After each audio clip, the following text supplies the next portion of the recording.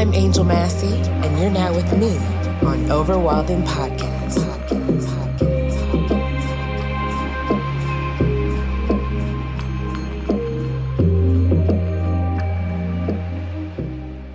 What's up, guys? Once again, I've missed being in your company. I've missed fellowshipping with you. And I can't believe I haven't talked to you during Black History Month, or as Kanye likes to call it, Black Future Month. But I digress. I am just so happy to be back sharing ideas, vibes, and energy with you. It makes my week to talk to you from my little studio in Colorado. And I'm just happy to be back. I didn't know how cathartic Over Wildin had become for me, and I hope it is for you. So I'm glad we're back together. So speaking of being here in Colorado, you haven't heard from me because, one, life happens, and I think I had some appointment with Kush that ran over, and I couldn't. Mom life, right? Baby Kush comes before the pod, unfortunately. And then the following week, I went on a family vacation to Aspen. And so I'm back. I'm relaxed. I'm feeling good.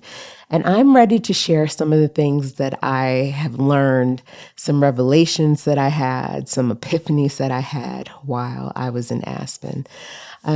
It was super refreshing to get away, to rejuvenate, and to grow closer to my family through shared experiences and to reconnect with nature. Y'all know that I'm a granola girl, a tree hugger, all that. I love being out in nature. It is what fills me. And Aspen had a unique type of natural bucolic that I haven't seen. It's pretty special, those mountains.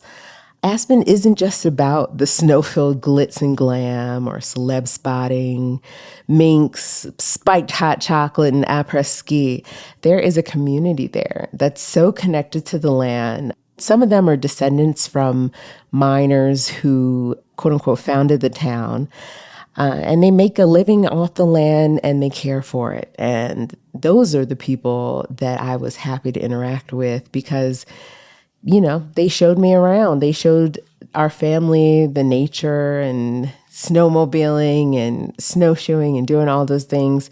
That was the experience that I came for. And of course, a little bit of that stereotypical Aspen luxury fun. Yeah, of course, I went out there with my outfits, but I'm human, so that was a part of it. But what really stuck with me was how beautiful Aspen was, how going into those mountains, the mountains not only rose from the horizon, but the white snow was like a blanket of diamonds on these mountains that were just right up in your face. Gorgeous river running through, huge trees. Millions of aspen. It's beautiful. So I decided, instead of just listing everything that I did while I was there, because I wanted to share the experience with you, that I would give you a bit of history and lore about Aspen and then share with you some of the things that I learned while I was there. So if you ever wanted to know about Aspen, here we go. It was founded by miners, and I say founded in quotations, in 1879, and was originally called Ute City after the Ute Indians who inhabited the area. And as you know, there aren't many places in the United States or North America that indigenous Native American peoples did not inhabit. So this isn't a surprise.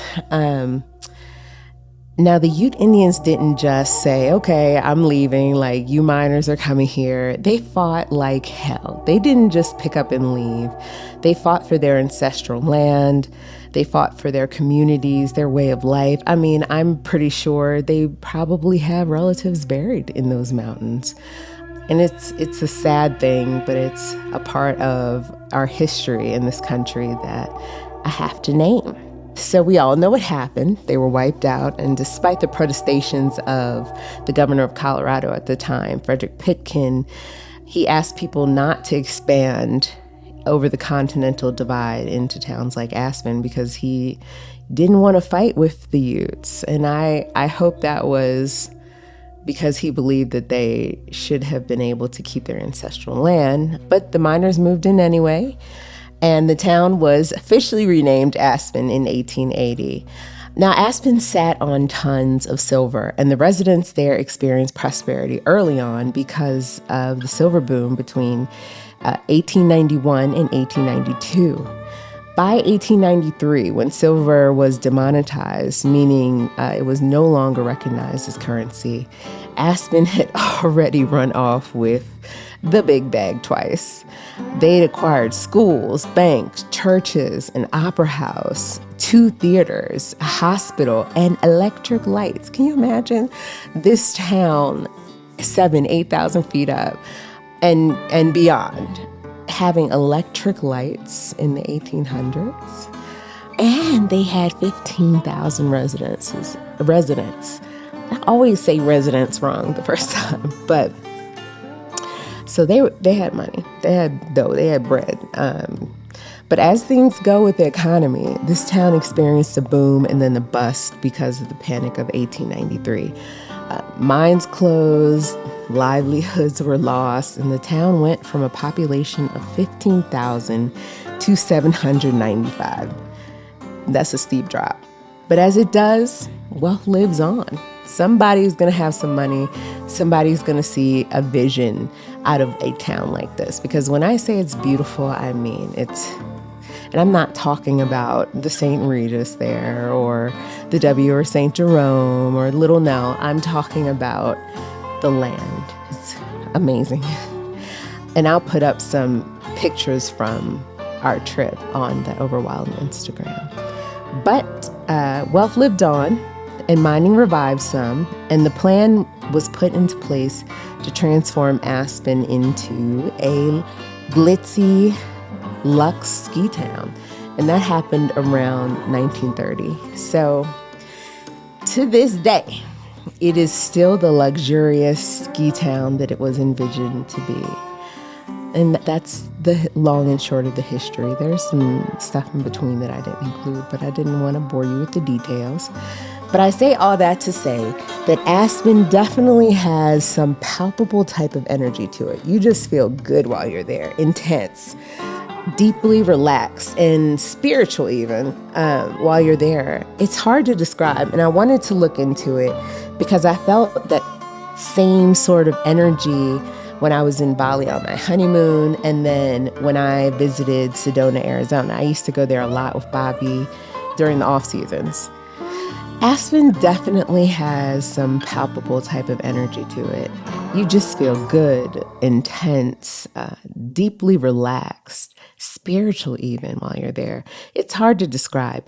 And I wanted to look into it because I felt that same sort of energy when I was in Bali on my honeymoon and when I visited Sedona, Arizona. And if you have seen any of these 2 places or look at them on Google or wherever, you see that they are intensely beautiful. It's almost like, I don't know, instead of rain, it rains some type of fertilizer or some type of creative God juice that makes the land look amazing and unearthly. And my husband remarked the last time that we were in Sedona, like, every time we come here, I just want to sleep. I don't know what it is, but I don't want to do anything. And a lot of times we would go there and maybe do some outdoor stuff. But for the most part, we just felt deeply relaxed. And we were in agreement about that relaxation at the same time. You know, so it's like something has to be going on. Long story short, something has to be going on. And both of those places are said to be energy vortexes. I was about to skip the biggest part of why I was telling you this. Energy vortexes are said to be places that have exceptional amounts of positive energy, of changing energy, of spiritual energy, and the land is rich, and you can go here and go to those places and be healed, mind, body, and spirit. And of course, here's where I get weird, because it wouldn't be me without getting weird. I thought to myself, Aspen is so pretty. It has to be an energy vortex as well. It just has to be. So I looked it up and I found that in the early 90s, there was this doctor named David Hatfield, and he was a doctor of Chinese medicine. And when he got to Aspen, he said, quote, "I thought that this town is just mental. And it's not just me. There must be something else to it." And Hatfield was acupuncturist. And, you know, the acupuncture is Chinese medicine. And what acupuncture actually does is it manipulates the flow of the electric energy sites. In Ayurveda, they're known as chakras throughout your body with needles and the practitioner's fingers. And he said that he could detect Aspen's energy the same way that he read energy flow in the human body. So, in Chinese medicine, silver is associated with both mind and mental body and health. And this spin brings the mental energy up and out. I know it sounds strange, but just follow me here. Basically, he said that Aspen had this balancing energy to it. And that energy flowed through Aspen in the same way that it flows through the human body. And you don't feel that everywhere you go. I mean, I love Baltimore where I'm from, but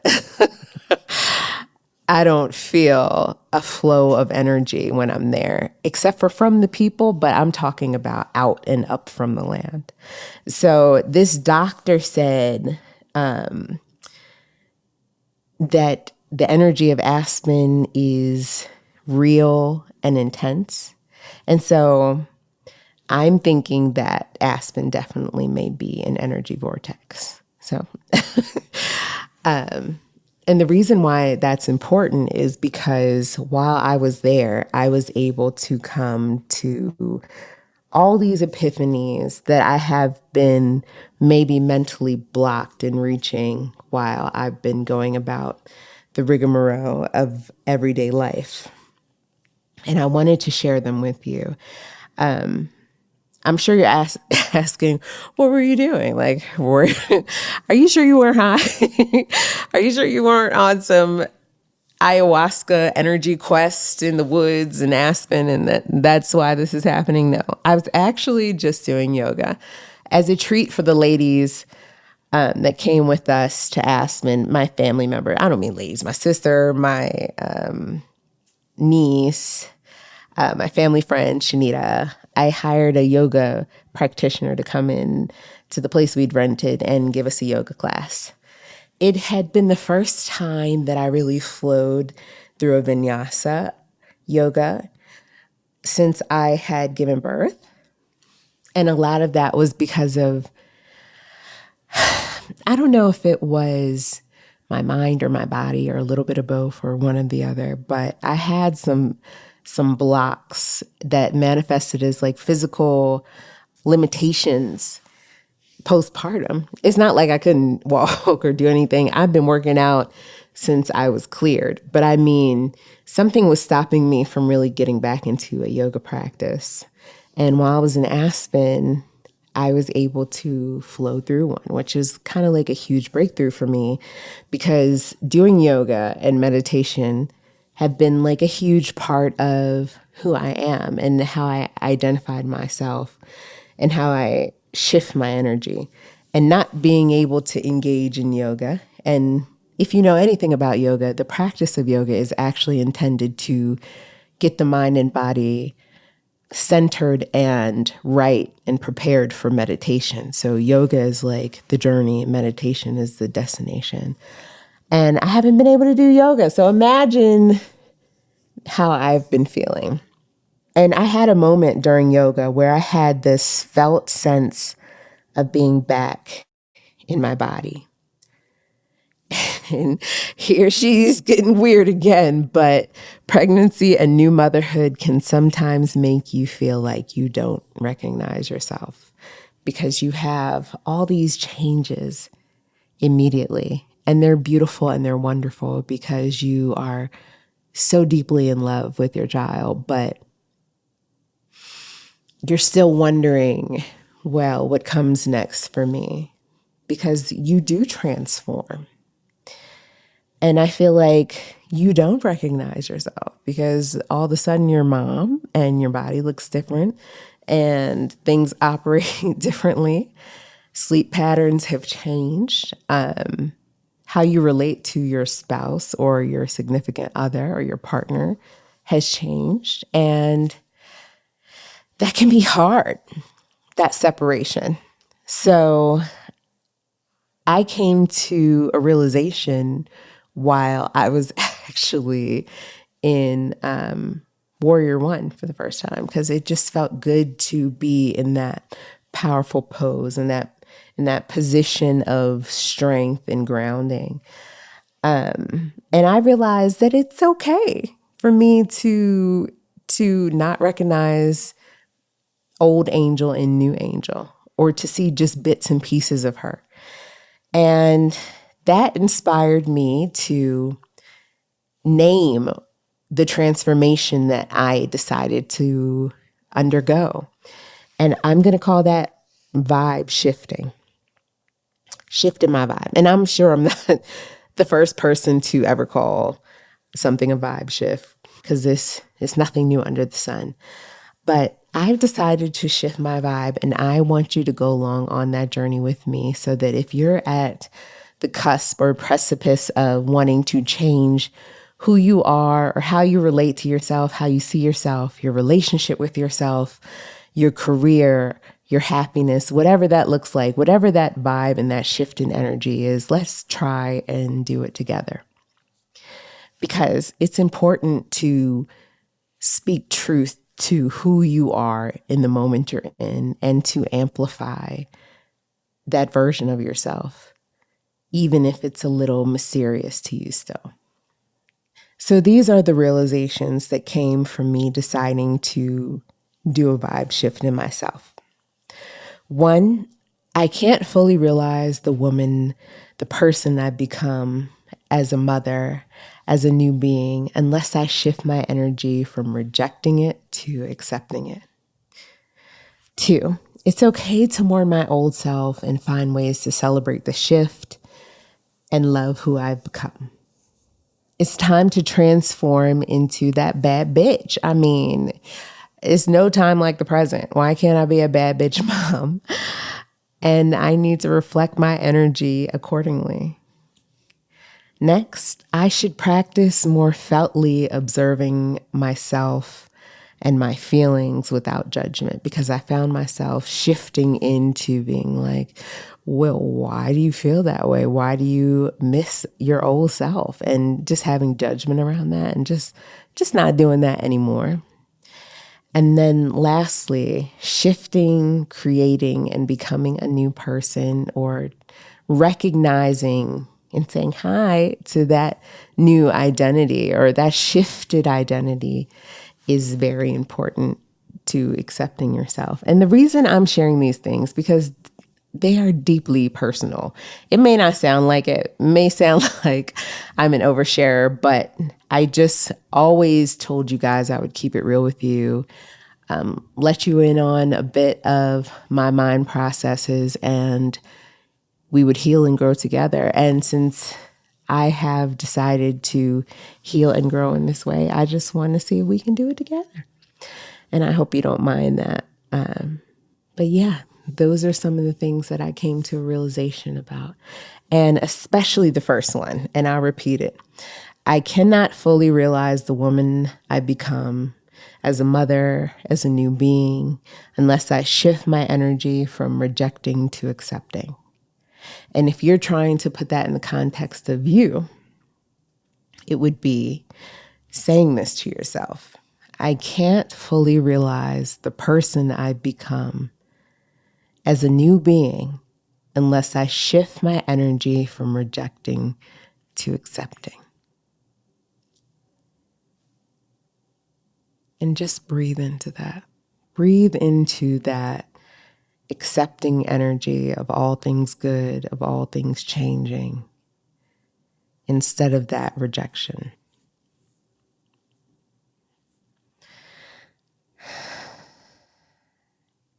So I did a lot of journaling around these epiphanies, and I came up with these few things that I'm now actively using to visualize my highest self and engage in a vibe shift. And I'm going to share them here with you. First, I've been using these journal prompts to write down just plain truthful affirmations of who I am and who I want to shift into. And I'll pause for like 2 seconds so that you can get your journal, or you can pull up your notes app or get a piece of paper if you wish, so that you can use these too. These affirmations, these writing prompts.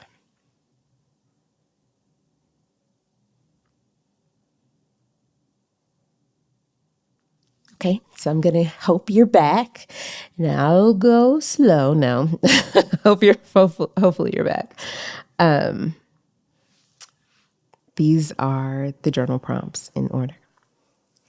So what you do, let me just fully explain this. What you do is you write the prompt, meaning what I'm about to say, and then you fill in the rest with how you're feeling or whatever the prompt is prompting you to do. I hope that makes sense. So here they go, for real. I was. I am. I am not. I will.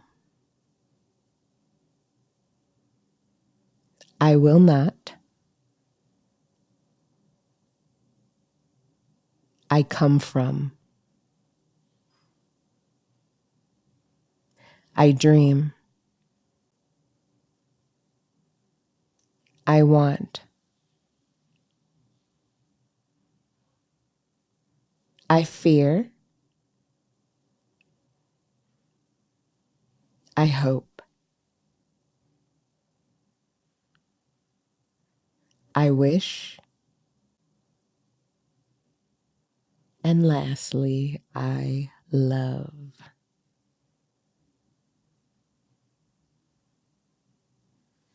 So tell me how those go.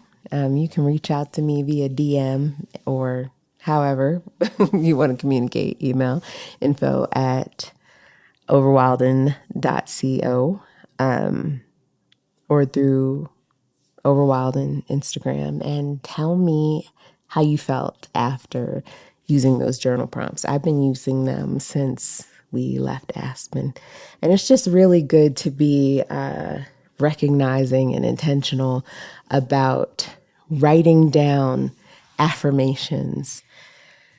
So I've committed myself to one intentional shift per month. And this month, mine is being super mindful of what I put in my body and how active I'm being. Because, listen, I have to be snatched for the summer, but that's not just it. I need energy to keep up with Kush Baby. He is running, he is crawling around. And not only am I still getting acclimated to Rocky Mountain High, but I'm just shifting and adjusting to this new mom bod, and I don't want to get too used to it. So I'm being, once again, super mindful about what I'm putting in my body and how active I'm being. The next thing that I'm doing to encourage this vibe shift, to accept it instead of rejecting it, is sitting in meditation and literally feeling out and visualizing my energy shift and just recognizing it without judgment and encouraging it, because I'm excited about who I'm becoming and finally saying hi to her. The next thing that I'm doing is that I have made a commitment to myself now instead of waiting. And when I say made a commitment, like whether that is deciding that you want to get a new degree or booking those plane tickets wherever you need to go to get a break, or just making a commitment to yourself instead of kicking a can down the road. And my commitment has been that I have decided to become a certified mindfulness instructor. And I got accepted into a program under the tutelage of Zen priest Angel Kyoto Williams, which is super exciting for me because I read a lot of her work like Black Zen, Radical Dharma, to help me with my mindfulness practice and my healing. So that's super exciting. But those are a few of the things: the journal prompt, the intentional shifting, sitting in meditation, making commitments to myself and sticking to them, that I've been doing to engage in this vibe shift, this energy shift. And I hope you can do them too. I hope they serve whatever purpose they need for you in your life. And that doesn't have to be you changing something big and dramatic about yourself, but it can be too. So just meeting yourself where you are with your energy and what it represents for you right now, and relaxing into it. And if you can't relax into it, it's accepting it instead of rejecting it. So now, as we do every week, we'll do our meditation. And this meditation has been the exact one that I've been doing all week in order to welcome this new energy of this new year, this new vibe, this new being.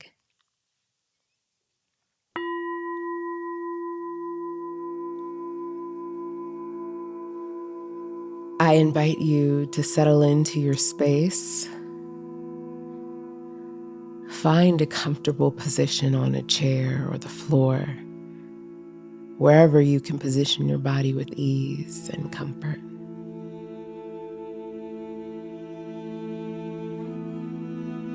Thank yourself for practicing today.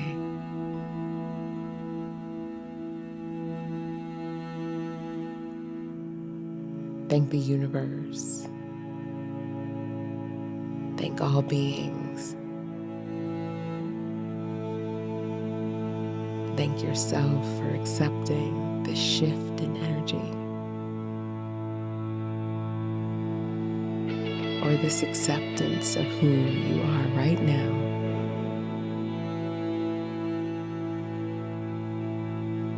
And when you're ready, close your eyes.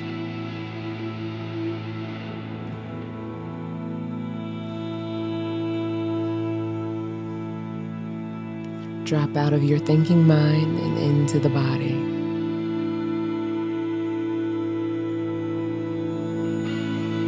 Let all distractions around you fall away.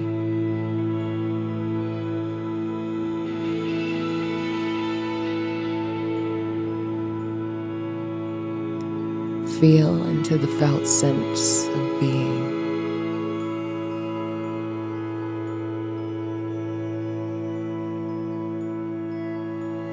Of being in this place.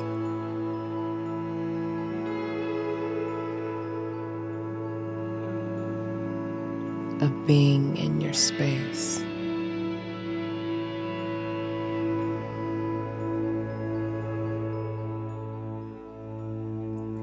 Of living in this beautiful body.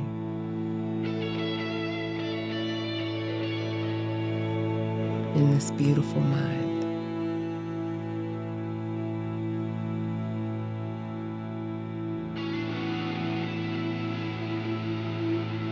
Ground yourself in this time in your life right now.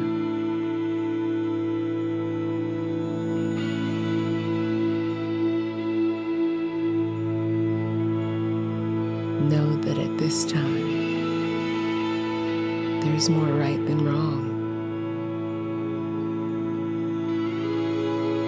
And if it isn't, that's okay too.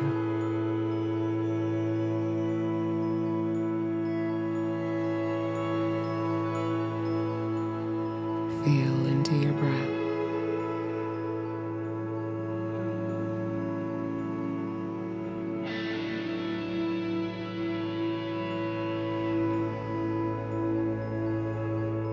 breathe in and breathe out.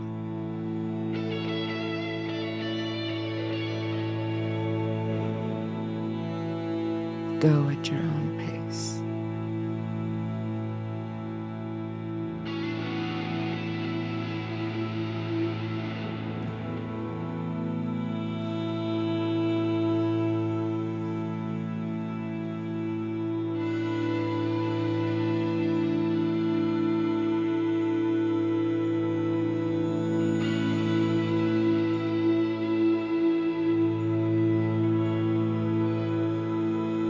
Imagine yourself sitting in the most beautiful place you've ever been.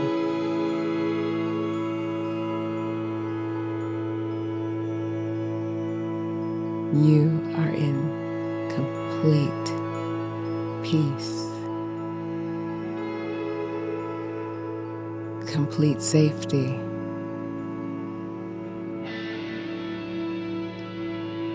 complete health.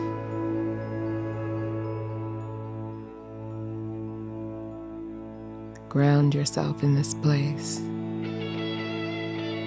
and imagine a light.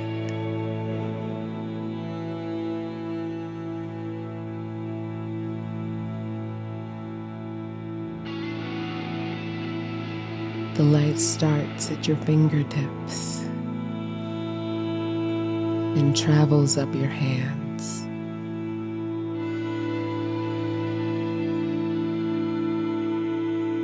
The light fills your arms up to your shoulders.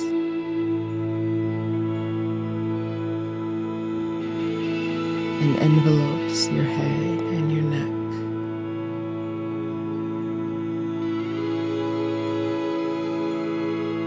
The bright and brilliant light fills your chest and your torso.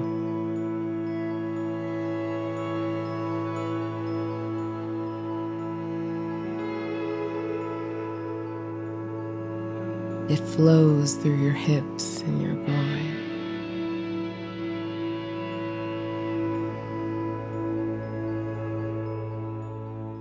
Down your legs, your knees, ankles, your Achilles, your heels, down through your feet, your toes, quickly travels back up your body to your head.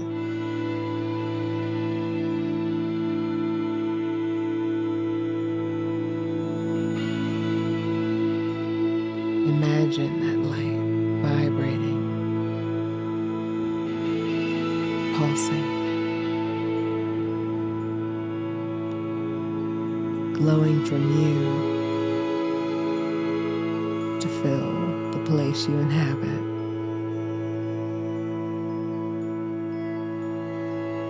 Touching every corner.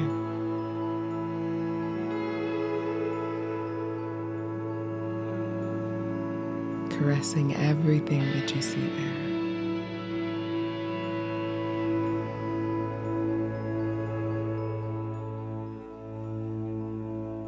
The energy and the light is moving and shifting with you.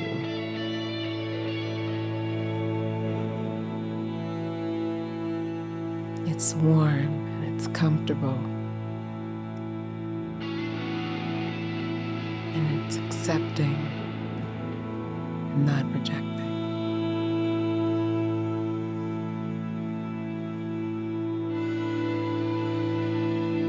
That light is at peace. That light is happiness.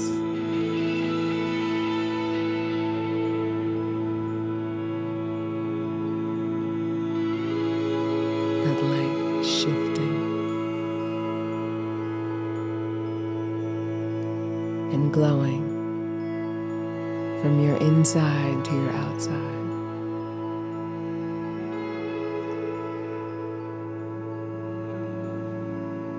And as you experience that light more,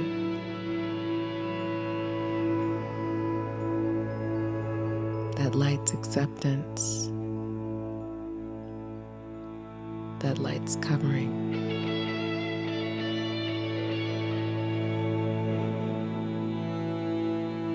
may you accept and not reject all of the shifts and changes in your life with grace and ease.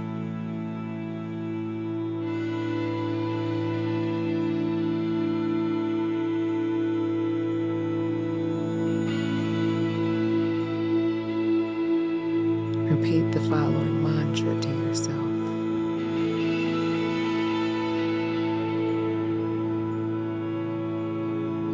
I accept that I am light.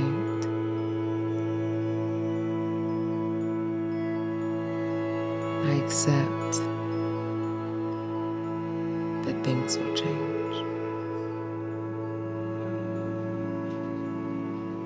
I accept that I am light. I accept that life will change.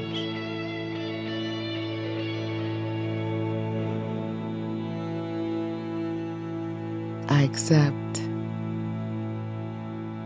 that I am light. And I accept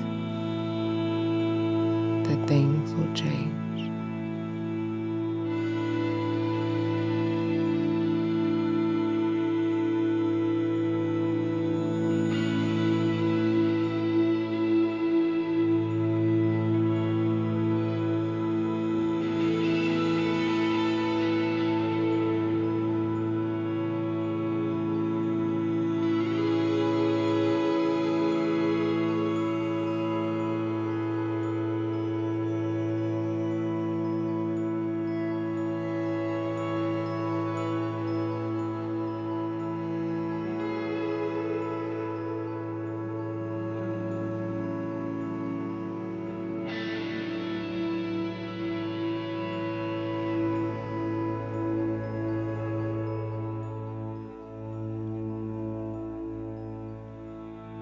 If your mind begins to wander, that's okay. Just bring it back to the mantra. I accept that I am light. I accept that things will change.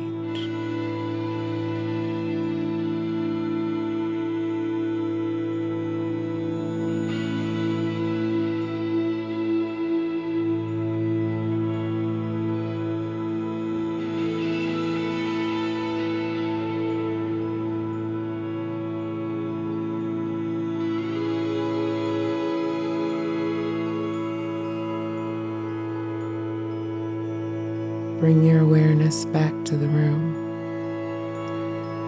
Wiggle your fingers and toes. And ground yourself in the moment that you are in.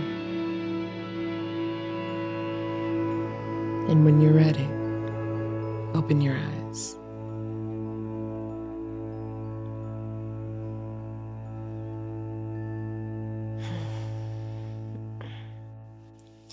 I hope that meditation served whatever purpose you needed it to today. I hope you enjoyed that mantra because I had a different one, but I was just feeling into the moment of what we were talking about, and that one just came to my mind. So let me know how you feel about these meditations. Actually, I want to hear from you guys. I just want to know that they are not working for you, because meditations don't work for you. You work for them, if that makes sense. They are what you put in, or how can I say this? they aren't what you put in. They're there to serve you, and you get the experience that you're supposed to have from them. And I hope that makes sense. So that means just not judging the experience, just naming what it is when you meditate. So if you need these meditations to serve a different purpose for you, please let me know. I just think it's so important to be authentic and bring you guys along on the journey that I'm going on, because we are all human and we all experience the same thoughts, feelings, and emotions, although, the greater evil in this world would like to say that we don't, depending on our gender, the gender that we decide that we are, or our race, our sex, our religion, our sexuality, all things designed to make us feel like we aren't all the same, but we are. So if you need a special type of mantra or meditation, just let me know. I'm here. But normally I would wrap this episode up with some gems, but I feel like those gems are dropped throughout the episode. So I'm going to wrap this one up, and I will see you guys next week. If you have a question, want to hear me talk about a topic, bring a particular guest on, email me at info@overwildin.com. Subscribe to this podcast, please do. I want to see that you are listening, and I want to interact with you. Visit me at Overwildin or at Angel Era on Instagram. Music by Luciano, recording by Mystery Street Recording, and editing by my friend, as always, Jeremy Cosley. Either you're green or growing, or ripe and rotting, and on this podcast, we're always going to choose growth. Sexy ass growth together. Later.